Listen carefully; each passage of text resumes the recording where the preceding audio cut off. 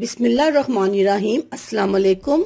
रोगन बलसान ऐसा शिफा बख्श तेल जो हड्डियों के दर्द से फौरी निजात देकर आपको आराम पहुंचाए। रोगन बलसान जिसका मतलब है बात करने वाला दरख्त, और इसका तेल यह बदर के मुकाम पर पाए जाने वाले दरख्तों की शाखों से निकलता है और अपने अंदर बेपना शिफा रखता है। ये तासीर में गर्म है, इसलिए कई अमराज में इसकी इंतहाई कलील मिकदार इस्तेमाल की जा सकती है। ये नहायत खुशबूदार और जर्द सुर्खी माइल होता है। जिस्म में किसी भी जगह दर्द हो, चोट लग जाए, ज़ियाबतीस हो या बेऔलादी के मसाइल, खासकर दमा में इसका इस्तेमाल किसी मसीहा से कम नहीं। ये सबसे निजात देने में बेमिसाल है। इसी तरह फालिज, लकवा, गैंटिया में इंतहाई मुफीद है। जानते हैं ये किस तरह आपको बीमारियों से तहफ़्फ़ुज़ देता है और इसे किस तरह इस्तेमाल किया जा सकता है। इसमें दर्द कुश खवास पाए जाते हैं। इसी बिना पर जिस्म के किसी जगह पर चाहे कितना ही पुराना दर्द हो, जैसे चोट का दर्द, जोड़ों का दर्द, गैंटिया का दर्द,